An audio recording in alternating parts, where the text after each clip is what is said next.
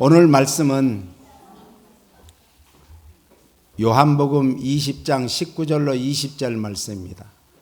같이 함께 읽겠습니다. 이날 곧 안식 후 첫날 저녁 때 제자들이 유대인들을 두려워하여 모인 곳에 문들을 닫았더니 예수께서 오사 가운데 서서 가라사대 너희에게 평강이 있을지어다.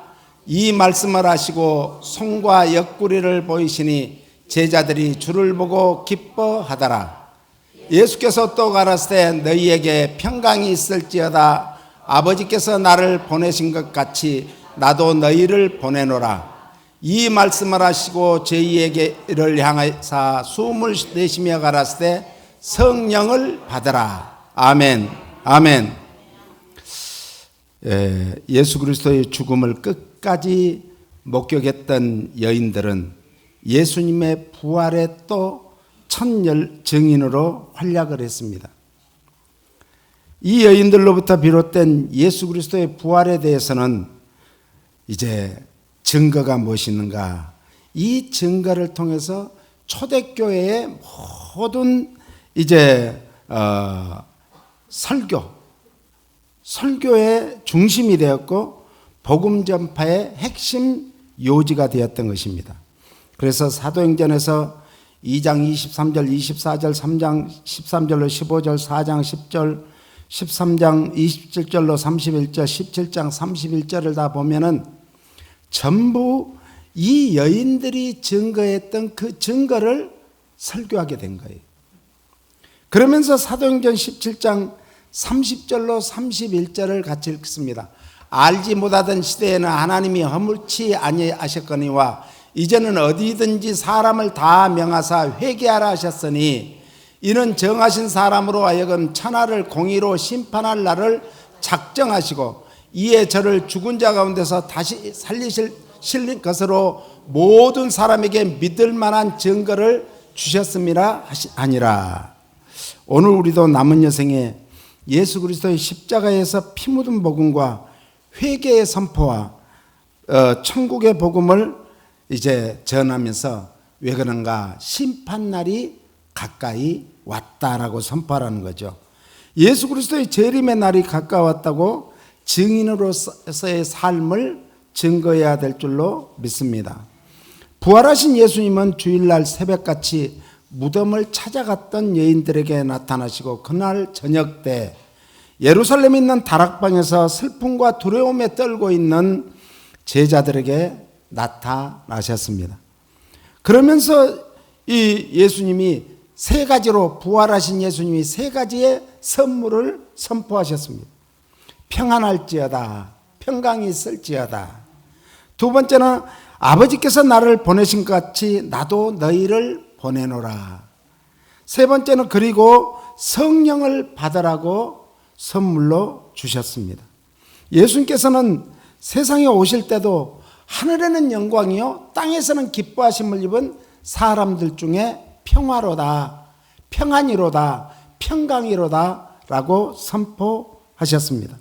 오늘 우리에게 평화를 선포하신 주님, 평강을 선포하신 주님, 오늘 평강의 놀라운 복을 받기를 원하신 줄 믿으시기 바랍니다. 그리고 기쁜 소식에 천국 복음을 주셨습니다. 그래서 무식한 사람들에게는 높은 교훈을 주셔서 유식한 사람들을 부끄럽게 만들었습니다. 배고픈 사람들에게는 오병이의 기적의 놀라운 축복을 해주시면서 그들에게 배부르고 남은 12바구니에 가득 차게 했으므로 나눔의 삶을 통해서 가진 자들을 부끄럽게 했던 것입니다. 많은 병들어 고통 중에 있는 사람들을 치유하셔서 진정한 의인으로서, 의사로서, 또한 의원으로서 친히 사랑을 실천하셨던 것입니다. 몸과 피와 또 물을 다 쏟으시고 운명하시어 죄사함과 믿음으로 영광을 얻는 선물을 주셨습니다. 오늘 우리에게도 평강을 선물로 주셨음을 믿으시기를 바랍니다. 그래서 오늘 본문의 19절에 보니까 평강이 있을지어다. 21절에도 보니까 평강이 있을지어다. 26절에 보니까 여드레를 지나서 제자들이 다시 집 안에 있을 때 도마도 함께 있고 문들이 닫혔는데 예수께서 오사 가운데 서서 가라사대 너희에게 평강이 있을지어다 라고 선포하셨습니다. 부활하신 예수님께서 처음으로 제자들에게 찾아오셔서 하신 말씀이 얼마나 많았겠어요. 할 말이 많았겠죠. 그런데 제일 중요한 말씀은 평강이 있을지어다. 옆 사람에게 당신에게 진정한 평강이 있기를 예수님 이름으로 축복합니다. 아멘. 그러면 왜 평강이 있을지어라고 말씀했을까요? 19절 한번 보겠습니다. 19절, 오늘 본문의 19절이요. 이날 곧 안식 후 첫날 저녁 때 제자들이 유대인들을 두려워하여 모인 곳에 문을 닫았더니, 여기까지만 읽어요. 자, 제자들이 누구를 두려워했다고요? 유대인들을 두려워했다요. 왜 그렇죠? 같은 유대인들인데 왜 두려워해요? 예, 예수님을 따르는 제자들이었기 때문에, 자기들과 정반대의 길을 가기 때문에 두려워할 수밖에 없었던 거예요. 그래서 문까지 꽁꽁 닫아놓고 그들이 밖에 있는 사람들의 동정을 얼마나 귀 기울이며 문틈 사이로 살폈겠습니까? 오늘을 살아가고 있는 우리에게도 최고의 선물은 평안이요 평강인 줄 믿으시기 바랍니다. 예수님을 믿는 성도들에게 그래서 죽음이 두렵지 않습니다. 초대교회 성도들과 제자들은 두려움에 떨고 있었습니다. 그러나 부활하신 예수님을 만난 이후에는 잠겨진 문을 박차고 밖으로 나가서 예수 그리스도를 증거하다가 잡혀서 감옥에 갇히기도 하고, 아니 순교까지 당했던 것입니다. 성령님은 예수님께로 우리를 인도하십니다. 성령님은 예수님을 구세주로 믿게 하십니다. 성령님은 예수님이 하나님이심을 믿게 하시는 분이에요. 그래서 성령님은 우리를 불안하고 고통스럽고 근심과 걱정과 염려를 뭘로 바꿔주는가? 기쁨으로 바꿔주기 원하는 거예요. 그래서 예수님께서는 마음에 진정한 평안을 주시는 줄 믿으시기 바랍니다. 예수님께서 이 세상에 계시며 사역하실 때 평안에 대해서 말씀하셨어요. 그 중에 아주 중요한 마태복음 11장 28절에 보니까 뭐라고 해요? 수고하고 무거운 짐진 자들아 다 내게로 와라. 오늘 우리는 세상을 살면서 얼마나 수고하고 무거운 짐들을 많이 지고 있습니까? 가정에, 자녀들의, 부모들의 그 걱정, 근심, 염려들, 우리의 삶 속에서 일어나는 여러 가지 일들을, 상황, 사건 속에서 우리들은 근심하고 걱정할 수밖에 없지만은 그 모든 것을 믿음이라는 것은 따라서 맡기는 것이다. 다 맡기라는 거예요. 그러면 주님이 대신 져주신대요. 우리는 얼마나 홀가분해요. 그런데 그걸 못 맡기는 거예요. 못 맡겨. 그러니까 우리가 참 맡기는 거에 쉬울 것 같아도 못 맡기잖아요. 고전적인 예화지만 실제로 있었던 얘기죠. 6.25 때 미군 이제 군인들이 차를 타고 가는데 어떤 아주머니가 큰 자기보다 더 무거운 보따리를 이고 가는 것이 안타까워서 차에 태웠습니다. 그런데 가만히 가다 보니까는 계속 앉아서 머리에 그 무거운 걸 이고 계시더래요. 그래서 차를 세워가지고 왜 그러시냐고. 그러니까 차에 탄 것도 감사한데 짐까지 내려놓으면 되겠냐고. 그랬다는 거 아니에요? 우리가 어쩌면 그런 삶을 사는지도 몰라요. 수고하고 무거운 짐은 다 주님께 맡겨버리세요. 그리고 우리는 홀가분하게 기쁘게 살아야 될 줄로 믿습니다. 요한복음 14장 1절에도 보니까 같이요. 너희는 마음에 근심하지 말라. 하나님을 믿으니 또 나를 믿어라. 굳건한 믿음이 결여되면 근심과 두려움과 걱정이 우리를 에워싸는 거예요. 그런데 우리 사망아 너희 쏘는 것이 어딨냐? 선포를 하면 오늘 우리에게 오는 모든 근심, 걱정, 염려, 아니 죽음까지도 부활의 주님께 맡기면 우리는 다 부활의 첫 열매가 되신 예수님을 따라 우리도 다 부활할 것을 믿으시기 바랍니다. 그러므로 우리는 주님께 대한 믿음을 확고히 하여 두려움 이겨야 될 줄로 믿습니다. 히브리 11장 23절에 보니까 믿음으로 모세가 낳았을 때 그 부모가 아름다운 아이임을 보고 석 달 동안 숨겨 임금의 명령을 무서워 아니하였으며 믿음으로 애굽을 떠나 임금의 노함을 무서워 아니하고 곧 보이지 아니하는 자를 보는 것 같이 참았으며. 믿음은 뭐 하는 건가? 끝까지 참는 거예요.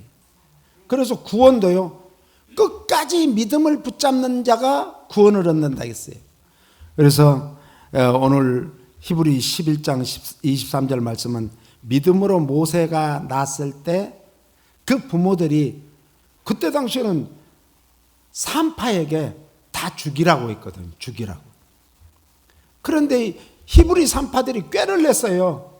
기도하면서 두려우니까 자기들도 꾀를 냈어요. 어떻게 꾀를 냈는가? 저희가 히브리 여인들은 금방 아기를 잘 낳아가지고 저희가 도착하기 전에 이미 아기를 낳아버렸더라. 이래가지고 살린 거예요.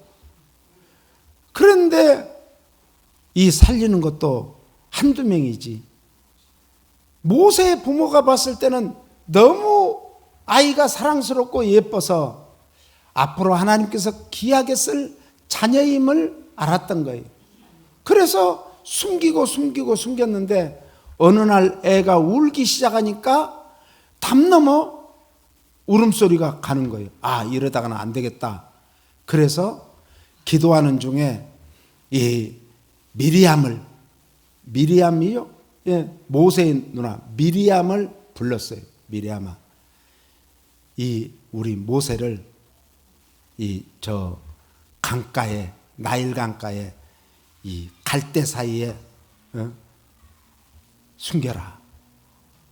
그래가지고 미리암이니까 미리 알았어요. 예, 미리암. 그래서 성경에서 굉장히 예언이 정말 강한 사람이 누구냐? 미리암이에요. 예언은 미리 아는 거잖아요. 그럼 미리 알았어요.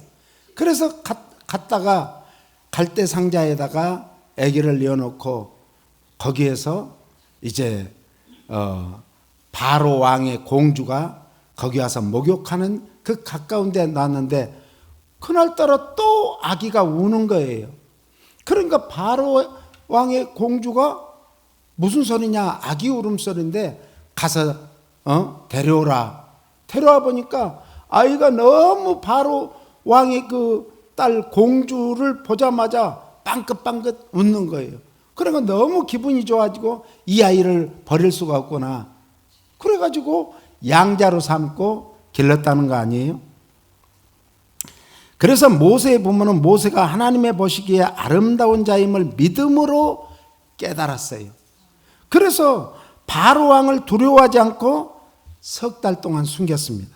모든 두려움은 믿음으로 물리치는 줄 믿으시기 바랍니다. 모든 뜻은 세상의 법보다 하나님의 법, 하나님의 말씀이 더 우선적임을 믿으시기를 바랍니다. 27절에 보니까 보이지 아니한 것을 보는 것 같이. 한번 읽어볼까요? 믿음으로 애굽을 떠나 임금의 노함을 무서워 아니하고 곧 보이지 아니하는 자를 보는 것 같이 하여 참았으며. 보이지 아니하는 것을 보는 것 같이 하는 것이 믿음이에요. 믿음은 보이는 게 아닙니다. 김태중 권사님, 믿음 보여요, 안 보여요? 안 보이죠. 안 보여요. 그런데 믿음은 바라는 것들이 실상이 돼야 되는 거예요. 확실히 믿음으로 우리는 보이는 것을 잡은 것 같이 잡는 것이 믿음인 줄 믿으시기 바랍니다. 모세가 애굽에서의 부귀영화와 바로 왕의 진노를 두려워하지 않고 광야로 나가서 모든 어려움과 고통을 견딜 수 있었던 것은 자기 백성 이스라엘 백성에 대한 애착과 여호와 하나님에 대한 굳건한 신앙이 있었기 때문에 그렇습니다. 그래서 교회 교육에서 제일 중요한 것이 어릴 때 교육이다. 유대인들은 이제 어릴 때 뱃속에서 이미 성경을 일독을 시킨다고 하죠. 일독. 많이 시키는 사람은 7독까지도 한대요. 그리고 나서 이제 3살까지는 반드시 성경을 계속 읽혀줘요. 그래서 요즘에 이 젊은 엄마들이 아이를 임신하면은 계속 오디오 성경을 들려준다고 하잖아요. 오디오 성경.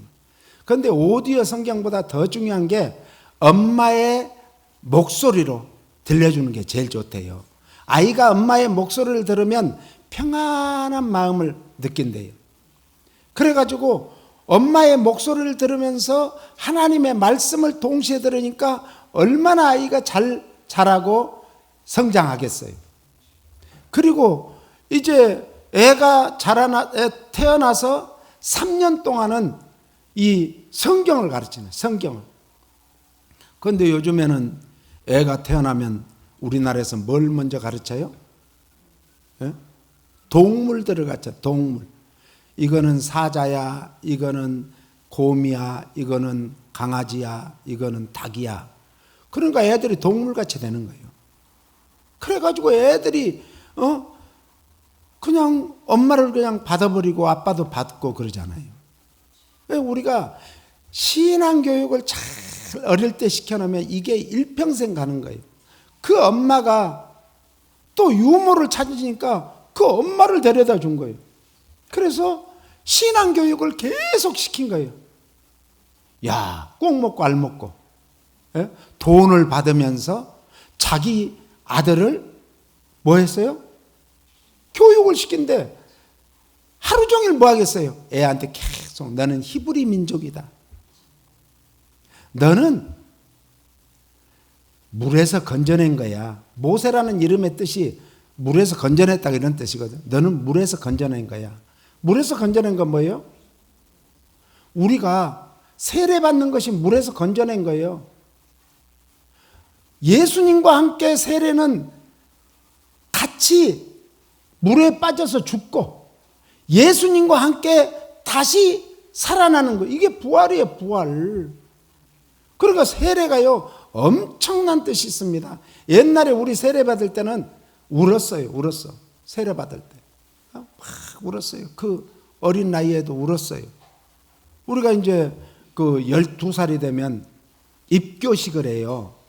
그러면서 세례를 하는데 얼마나 울었는지 몰라요. 왜? 예수님과 함께 물에 빠져서 안 건져주면 살 수가 없어요. 그렇잖아요. 모세가 물에다 띄워놨는데 안 건져주면 살 수가 없어요. 죽는 거예요. 그런데 주님이 건져주셔가지고 그 애굽의 최고의 교육을 받게 한 거예요. 왜 그랬을까요?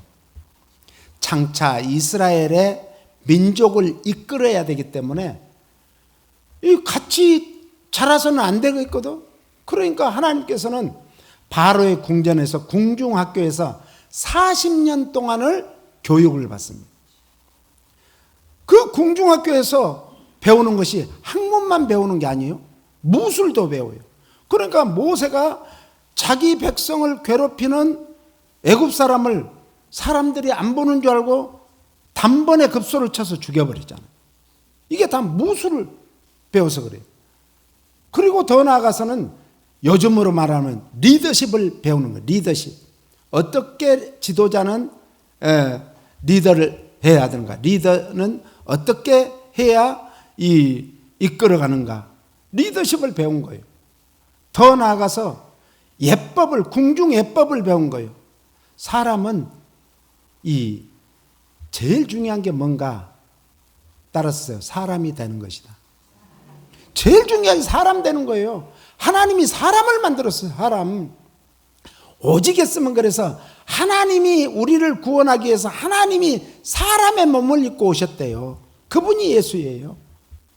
그 예수님이 가진 고난 다 당하시고 부활 승천하신 줄 믿으시기 바랍니다. 그래서 하나님은 이제 궁중학교에서는 네가 100점을 맞았어. 됐어. 그리고 그때 애굽 사람을 죽인 광경을 참 멀리에서 보았던 사람이 그 다음날 또 왔더니 그 사람이 다른 사람하고 싸우는데 이 사람이 잘못한 거예요. 그래서 왜 네가 잘못했냐? 그런데 이 사람을 때리고 그래. 그러니까 야, 네가 어제는 애굽 사람을 죽이더니 오늘은 나를 죽이려고 하니? 그거예요 지금. 모세가 겁이 났어요. 왜? 히브리 사람이 당시에 노예입니다. 이 아무리 바로의 공주의 양아들이라 하지만은 살인은 함부로 못 하잖아요. 그러니까 그걸 얘기하니까 이 말이 바로 왕에게 들어가면 바로 나를 잡아다가 바로 죽이겠구나 이래갖고 도망친 거예요. 제일 좋은 방법이 뭔가 36개가 좋아요. 싸움에서 안 될 것 같으면 도망가야지. 싸움에서 맨 얻어 터지면서 막 개기는 그런 친구들 있잖아요. 싸움도 못하는 친구가 어떤 때는 막 머리를 들고 막 그냥 머리만 막 받아요. 머리로만. 주먹은 할 줄 모르니까. 그러면 더 얻어 터지죠. 그래서 모세는 36개를 합니다. 그래서 이쯤 되면은 이제 지리학을 다 배웠습니다. 근동 지역의 지리학, 역사 다 배웠어요. 그래서 어느 쪽으로 가면은 이제 다른 나라 경계를 넘어갈 때는 못 잡아요. 미국도 그러잖아요. 지금 중남미에서 다 이 원정 그 강도단이 와가지고 하는데도 갈 때는 비행기 타고 안 가요. 자동차로 가버리니까 잡을 수가 없는 거예요. 그래서 경계를 넘어간 거예요. 그래서 경계를 넘어 너무너무 목말라가지고 우물가로 갔는데 거기에서 모세의 제2기의 운명이 40년 동안이나 길어질 줄은 모세 자신도 몰랐어요. 우리도 마찬가지입니다. 이 광야 같은 세상을 살아가면서 우리가 그토록 하나님 앞에 기도하고 하나님 앞에 목매어 울며 기도했던 숱한 나날들, 밤을 새워가며 이슬을 맞아가며 기도했던 그런 나날들. 그런데 그것이 아무 소용없이 물거품이 되는 게 아니에요. 하나님은 다 기록해 놓으신 거예요. 때가 이르면 거두게 해주시는 줄 믿으시기 바랍니다. 때가 이르면. 그때를 우리는 준비하는 거예요. 우리가 이 세상을 떠날 때도 하나님 나라에 갈, 천국에 갈 준비하며 살아야 돼요. 그래야 우리가 주님 앞에 섰을 때 잘했다 칭찬받고 면류관을 받게 되는 줄 믿으시기 바랍니다. 그래서 광야로 나가서 모세는 모든 어려움과 고통을 견딜 수 있었던 것이 자기 백성을 계속 사랑하고 애착을 가졌다는 거죠. 부모가 왜 자식을 제일 사랑하는가? 항상 애착을 갖고 그 마음에 품고 사랑하기 때문에 그래요. 그러니까 이 세상에서 하나님 사랑 다음으로 보여주는 사랑이 부모밖에 없어요. 부모보다 더 큰 사랑은 없어요. 그래서 부모를 공경하라 그랬어요. 요한복음 14장 26절 27절은 보혜사 곧 아버지께서 내 이름으로 보내실 성령, 그가 너희에게 모든 것을 가르치시고 내가 너희에게 말한 모든 것을 생각나게 하시리라. 내 이름으로 보내실 성령. 성령님은 예수님의 간구 기도에 의해서 받은 거예요.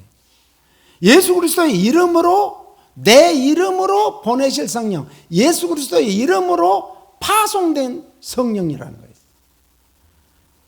그러면서 이제 14장 16절 17절 같이요. 내가 아버지께 구하겠으니 그가 또 다른 보혜사를 너희에게 주사 영원토록 너희와 함께 있게 하시리니 저는 진리의 영이라 세상은 능히 저를 받지 못하나니 이는 저를 보지도 못하고 알지도 못함이라. 그러나 너희는 저를 아나니 저는 너희와 함께 거하시며 또 너희 속에 계시겠습니다. 성령님은 지금 어디 계십니까? 우리 마음속에 계셔. 마음속에. 우리 성도님들의 모든 성도님들의 마음속에 누가 계세요? 성령님이 계시는 거예요. 그래서 성령님이 우리가 나쁜 짓을 하려고 생각만 해도 가슴이 두근반 서근반 6건이 되는 이유가 왜 그렇죠? 성령님이 근심하는 거예요. 나쁜 일을 하려면. 그런데 내가 어떤 것을 누구를 도와주려고 하면 괜히 기쁜 거예요. 왜 그렇죠? 내 안에 계신 성령님이 기뻐하시는 거예요. 어떤 사람을 보면 참 눈물이 나면서 막 그냥 안타까운 마음이 있어요. 그것은 왜 그렇죠?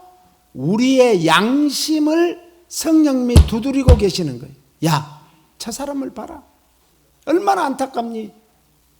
아무리 우리가 이스라엘은 좋고 이슬람은 나쁘다고 하지만 저 이스라엘에서 엄청난 막 병원에 있는 환자들이고 뭐고 다 죽이니까 마음이 아프잖아요. 성령님도 그렇다는 거예요. 성령님도. 그러므로 하나님께서 주시는 모든 은사는 예수 그리스도로 말미암아 우리에게 주심을 믿으시기 바랍니다. 성령 하나님 역시 예수 그리스도의 이름으로 주심을 믿으시기 바랍니다. 왜냐하면 하나님과 우리 사이에 유일한 중보자는 누군가? 예수 그리스도밖에 없어요. 예, 하나님과 우리 사이에. 그러면 그래서 이제 그 중보 기도에 대한 논란이 많이 있었죠. 우리가 다른 사람을 위해서 하는 것이 중보 기도가 아니다. 그 말도 맞아요, 신학적으로. 그런데 우리가 다른 사람을 위해서 하는 기도도 중보 기도라고 저는 말할 수 있어요. 왜? 나를 위한 기도가 아니고 다른 사람을 위해서 기도하기 때문에. 예수님은 끊임없이 지금도 하나님 보좌 우편에서 우리를 위해서 중보하고 계심을 믿으시기 바랍니다. 그래서 또 다른 보혜사, 16절에 보니까 또 다른 보혜사, 헬라어로 알로스라고 그러는데 예수님께서도 보혜사임을 말씀해 주는 또 다른 보혜사. 그러니까 내가 보혜사인데 또 다른 보혜사를 주시겠다. 예수님이 보혜사 성령이라는 거예요. 이 알로스는 똑같은 종류로서의 다른 무엇 이런 뜻이에요. 그러니까 예수님이 성령님이고 성령님이 예수님이. 할렐루야. 예수 그리스도와 성령님은 모두 하나님이심을 믿으시기 축원합니다. 신성에 있어서는 동일하지만 위격이라는 것은 그 자리에는 다르다라는 것이죠. 그래서 구별된다라는 것이죠. 그래서 17절에 보니까 저는 진리의 영이라. 아주 중요한 게 진리의 영. 예수님이 뭐예요? 길이요 진리요 생명이죠. 그런데 예수님께서는 저는 뭐예요? 성령님은 진리의 영이다. 그러니까 예수님과 진리이신 예수님과 진리의 영이신 성령님은 하나다라는 것이죠. 같다라는 것이죠. 요한복음 15장 26절에 보니까 진리의 성령 이렇게 말합니다. 내가 아버지께서 너에게 보낼 보혜사 곧 아버지께로서 나오시는 진리의 성령이 오실 때 그가 나를 증거하실 것이다. 성령님은 우리를 모든 진리 가운데로 인도하시며 길이요 진리요 생명 대신 예수님께로 우리를 인도해요. 인도자. 또 더 나아가서 성령님은 우리의 변호자예요. 이 사람은 안 돼요. 그런데 예수님께서는 아니야. 이 사람도 다 우리의 한 형제 자매야. 그러니까 교회는 어떤 사람은 되고 어떤 사람은 안 되고 이것은 잘못된 거예요. 만민이 기도하는 집이에요. 만민이 다 와서 기도하고 예배드릴 수 있는 게 교회예요. 교회. 그러니까 교회는 차별이 있으면 안 돼요. 그래서 주님께서 뭐라고 했죠? 이 사람들은 겉으로 보고 판단한다. 야, 귀인이 오셨구나. 그러면 지금 한국에 선거철이 되니까 제 생각에는 모르겠어요. 교회에 이제 후보를 모시고 가는 그런 분도 계실 거예요. 그럼 어느 후보가 나왔습니다. 그러고 박수 쳐주고. 그런데 정말 이름도 없고 빛도 없고 힘도 없는 그런 분들이 오시면은 그렇게 환영하고 박수 칠까요? 중요한 것이에요. 그래서 13절에 보니까 진리의 성령이 모든 진리 가운데로 우리를 인도하신다. 성령께서는 세상을 향해서는 책망도 하시는 책망의 사역도 해요. 하나님의 말씀을 누가 기록하셨죠? 기록자는 원기록자는 성령님이에요. 그때 시대마다 성령의 사람, 하나님의 사람을 뽑아서 쓰신 거예요. 그래서 모든 성경은 하나님의 감동으로 된 것으로 교훈과 책망과 바르게 함과 의로 교육하기에 유익하다겠어요. 성령님은 때로는 책망도 하세요. 그때 우리는 성령님이 책망하실 때 뭘 해야 돼요? 회개해야 돼요. 회개보다 더 좋은 것이 없습니다. 그래서 교회와 성도들을 향해서는 목자의 역할을 해요. 목자의 역할. 여호와는 나의 목자시니 내게 부족함이 없으리로다.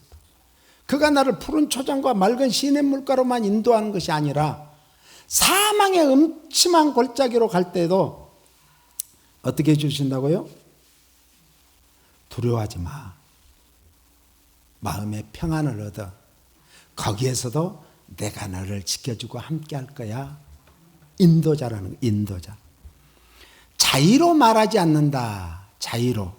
예수님께서도 하나님 아버지의 뜻과 말씀에 따르듯이 성령께서도 성부와 성자 예수 그리스도의 뜻에 어긋나는 사역을 하지 않는다는 거예요. 그러니까 우리가 성령을 받았다 그래가지고 막 엉뚱하게 가면 안 된다는 거죠. 말씀 안에서 성령님은 말씀을 기록한 성령님이 말씀 안에서 역사하시는 거예요. 예수님도 말씀을 벗어나지 않았습니다. 말씀이 육신이 돼서 오셨고 말씀대로 사셨고 말씀대로 죽으셨고 말씀대로 부활하셨습니다. 말씀대로 다시 오실 줄을 믿으시기 바랍니다. 그 14절에 보니까 성령님의 사역은 예수 그리스도의 영광을 드러내는 일을 하십니다. 그래서 성령님은 결코 자기 자신의 영예를 추구하지 않습니다. 15절에 한번 읽어보겠습니다.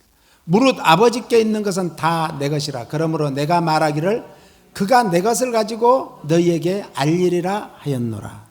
아버지께 있는 것은 다 내 것이라. 성부 하나님과 성자 예수 그리스도의 소유는 성령께서 알려주신 제일 큰 게 뭔가?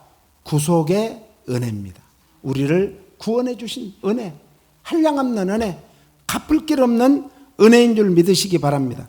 그래서 성부 하나님의 구속을 성부 하나님은 계획하셨습니다. 성부 하나님은. 그리고 성령 하나님은 그것을 실천하셨습니다. 성령 하나님은 그 실천하신 예수님께로 우리를 인도하는 거예요. 왜요? 예수 그리스도만이 우리의 구세주이기 때문에, 우리를 구원해 주시는 구세주 때문에 그렇습니다. 요한복음 16장 33절에 보니까 이것을 너희에게 이르면 너희로 내 안에서 평안을 누리게 하려 함이라. 세상에서는 너희가 환난을 당하나 담대하라. 내가 세상을 이기었노라. 예수 그리스도께는 평안을 누리게 하시기 때문에 주님 안에서 In Jesus Christ 안에서 우리는 뭐 해야 돼요? 평안을 누릴 수 있는 거예요. 진정한. 그 밖에서는 평안이 없습니다. 그 안에서. 그래서 제자들의 신앙생활의 승리를 위해서 예수님께서는 평안을 누리게 하시는 거예요. 성도들에게 기쁨을 충만케 하기 위해서 예수님은 우리에게 평안할지어다 선포하신 거예요. 환난의 때를 대비하기 위해서 그 환난의 때에도 우리에게 평안을 주시기 위해서, 평안을 주시고 누리게 도록 하기 위해서 예수님께서는 그토록 긴 설교를 하셨습니다. 이게 요한복음이에요. 그래서 사복음서 중에 요한복음이 가장 이제 영적인 복음서입니다. 담대하라, 이 말은 킹제임스 버전에 보니까 유쾌하여라 이래서 be of good cheer. 그런데 LB 성경에서는 기운을 내라, cheer up이라고 했어요. 그러니까 우리는 담대하라, 이것은 우리 유쾌하게 기운을 내라, 힘을 내라, 힘을 북돋아라, 이런 뜻이에요. 우리가 어려운 일 당했다 할지라도 힘을 내시기를 예수님 이름으로 축원합니다. 누구의 힘으로? 주님의 주시는 힘으로, 성령님이 함께 하시는 힘으로. 성도들에게 그래서 환난 중에도 기뻐할 수 있는 것은 예수 그리스도께서 세상을 이겼기 때문에 그렇습니다. 성도들의 상급이 천국에서 보장되기 때문에 그렇습니다. 예수 그리스도께서 세상의 임금 곧 사탄의 권세를 깨뜨리셨기 때문에 그렇습니다. 모든 인류의 왕노릇하던 한 사망의 권세를 깨뜨리시고 부활하셨기 때문입니다. 그러므로 이 예수 그리스도의 생명의 권세로 사는 우리들은 어떤 어려움 중에도 참 평안의 삶을 누려야 될 줄로 믿습니다. 진정으로 예수님을 바라보고 예수님을 만나고 성령으로 충만함으로 날마다 부활의 신앙으로 승리했던 스데반 집사는 돌에 맞아서 머리가 깨어지고 이마가 찢어지고 눈이 부어올라서 피를 쏟고 있었지만 그가 눈을 들어 주님을 바라보니까, 위를 바라보니까 주님이 보좌 우편에서 벌떡 일어나서 스데반아, 내가 너를 기다리고 있다. 스데반은 하나님 나라를 보았습니다. 주님을 보았습니다. 그 영광, 하나님의 영광 가운데 있는 주님을 보았습니다. 예수 그리스도께서 자신을 위해서 기도하시고 격려하고 위로하시는 모습을 보았습니다. 그래서 스데반은 그 정말 자기를 죽이는, 죄를 짓는 그들을 향해서 뭐라고요? 축복 기도를 했죠. 하나님, 저들이 몰라서 그렇습니다. 용서해 주시옵소서. 이 세상에서의 평안은 건강할 때, 잘 나갈 때, 성공할 때, 칭찬받을 때 등 무언가 잘 되어갈 때 느끼지만 우리 성도들은 손해볼 때에도, 병들었을 때도, 고독할 때도, 안 되었을 때도, 아니 죽음 앞에서 평안함을 누릴 수 있을까요? 없습니다. 그러나 우리는 성령이 임하면 그 모든 것을 뛰어넘는 초월자 되신 성령님을 사모하시기 바랍니다. 그래서 사도 바울과 이제 신라는 감옥에 갇혔습니다. 착고에 차였습니다. 그러면서 엄청 맞았기 때문에 어쩌면은 입에서 입도 벌리기가 힘들었을 거예요. 피가 엉겨가지고. 그런 상황에서도 그들은 찬양을 불렀습니다. 그런 환경에서 우리 찬양이 나올까요? 찬양을 불렀어요. 우리도 주님이 나와 함께 하심을 믿는다면, 부활하신 주님이 지금도 우리를 인도하시고 함께 하시고 도와주시고 은혜 베풀어 주시고 축복해 주심을 믿는다면 진정한 평안을 누릴 수 있음을 믿으시길 축원합니다.